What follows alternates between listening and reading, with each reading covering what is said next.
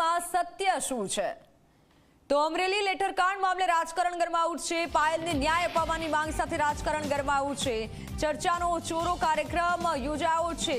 અસલી પત્રની ચર્ચાનો ચોરો તેવો કાર્યક્રમ યોજ્યો। કોંગ્રેસે બેનરમાં લખ્યું છે, કુંવારી કન્યાનો વરઘોડો કોણે કાઢ્યો? નિર્દોષ દીકરીને પગે પટ્ટા કોણે માર્યા? 8 પ્રશ્નો ઉઠાવી ચર્ચા માટે જાહેર મંચથી કોંગ્રેસે પડકાર ફેંક્યો છે।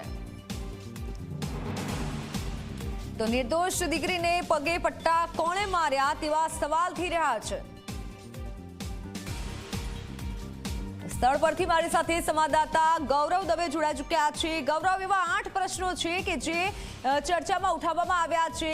વધુ જાણકારી, હાલ ત્યાં કયા મુદ્દે ચર્ચા થઈ રહી છે? લોકોનો કેવો પ્રતિભાવ છે?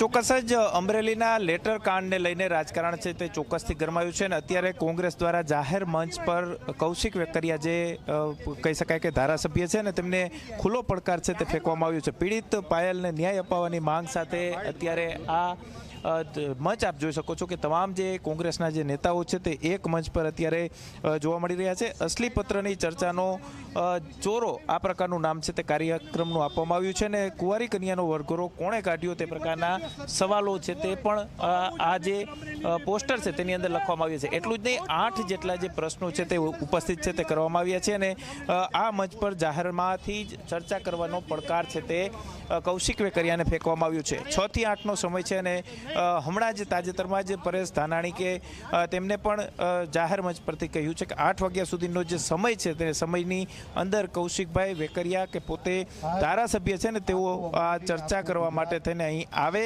તે પ્રકારની માંગ છે તે કરવામાં આવી છે। પૂર્વ ધારાસભ્ય પ્રતાપ દુધાત સાથે જ વિરજી ઠુમર, ઠાકરસિંહભાઈ મેતલિયા, જેનીબેન ઠુમર, પૂર્વ વિપક્ષ નેતા પરેશ ધાનાણી સહિતના કોંગ્રેસના જે આગેવાનો છે તે અત્યારે ઉપસ્થિત છે તે જોવા મળી રહ્યા છે। પરેશ ધાનાણી ખુદ અત્યારે સંબોધન છે તે કરી રહ્યા છે। પ્રતાપભાઈ દુધાત આપણી સાથે છે, સાથે જ વિરજીભાઈ ઠુમર પણ આપણી સાથે, તેમની સાથે પણ વાત કરવાનો પ્રયાસ કરીએ કે વિરજીભાઈ શું કહેવા? વિરજીભાઈ, તમે એક ચિઠ્ઠી આવી છે, તમને રજૂઆત શું ચિઠ્ઠીની અંદર લખવામાં? ચિઠ્ઠી આપની ચેનલ મારફત દેખાડી રહ્યો છું। એમાં અમરેલીની જનતાએ મને પૂછ્યું કે વિરજીભાઈ, અમરેલી નગરપાલિકામાં સફાઈ કામનો કોન્ટ્રાક્ટ જે ચાલે છે એ કોન્ટ્રાક્ટમાં સફાઈના પૈસા કોને 10 લાખ રૂપિયાનો હપ્તો થાય છે એ જાહેરમાં પૂછો, એટલે મેં પૂછ્યું છે। આ જે ઘટના બની, પત્રકાર જે લેટર કાંડ થયો, શું લાગી રહ્યું છે આની અંદર? સત્ય શું છે? 40 લાખનો હપ્તો ચૂકવાતો તો આ 10 નો વધ્યો એટલે 50 લાખ સુધી પૂગ્યું છે। હવે સત્ય શું છે શોધવાનું કામ તો સરકારનું, અમે વિરોધ પક્ષે છે। એક દુકાનેથી 1.5 કરોડ રૂપિયા દર વખતે વેચાય છે એવું પ્રેસ મીડિયામાં આવ્યું, પછી મેં ડીજીને પત્ર લખ્યો, ઇન્કમટેક્સને પત્ર લખ્યો કે 1.5 કરોડ રૂપિયા આ દુકાનેથી દર મહિને હપ્તો આવે છે અને બધાનું 50,000નું કોઈનું કવર, કોઈનું 15,000નું કવર, કોઈનું 25,000નું કવર ત્યાંથી વેચાય છે, એની તપાસ કરો। હજી તપાસ થતી નથી। કોંગ્રેસ પીડિત પાયલ છે તેને કઈ રીતના ન્યાય અપાવશે અને આવતીકાલે કઈ રીતનો કાર્યક્રમ? કોંગ્રેસ પાયલ જે પીડિત છે એક ગુજરાતની એક દીકરી છે, માત્ર પાયલ પાટીદાર સમાજની દીકરી છે એટલે નહીં, કોંગ્રેસના આગેવાન તરીકે અમારી જવાબદારી થાય છે। બિલ્કિસ બાનુ ઉપર જ્યારે આ પ્રકારની પરિસ્થિતિ નિર્માણ થઈ ત્યારે વિધાનસભામાં જો કોઈ બોલ્યું હોય તો વિરજી ઠુમર બોલ્યો હતો કે બિલ્કિસ બાનુ ગુજરાતની દીકરી છે કે કેમ। હમણાં કાઠી સમાજની એક દીકરી કે જે દીકરી પોતે પોલીસ સ્ટેશનમાં નોકરી કરે છે એને પણ 4 દિવસ પકડીને પૂરી દેવામાં આવી, એના ભાઈનો વાંક કોઈ જુદી વાત છે। આ પ્રકારની પરિસ્થિતિ ત્યારે પણ કોંગ્રેસ આગળ આવી છે। કોઈ પણ દીકરીને અન્યાય થયો તો ન્યાય આપવા માટેનો અમારો પ્રયાસ છે।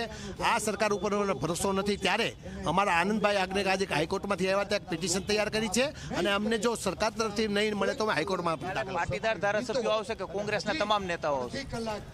પાટીદાર ધારાસભ્યોનો આ કોંગ્રેસ આવતો કાર્યક્રમ છે ત્યારે અમે એક દિવસના સરકાર ઉપર ભરોસો નથી, એની ઉપર સસ્પેન્ડ કરો એવા પગલાં લેવા માટેની માગણી કરી, કંઈ થતું નથી।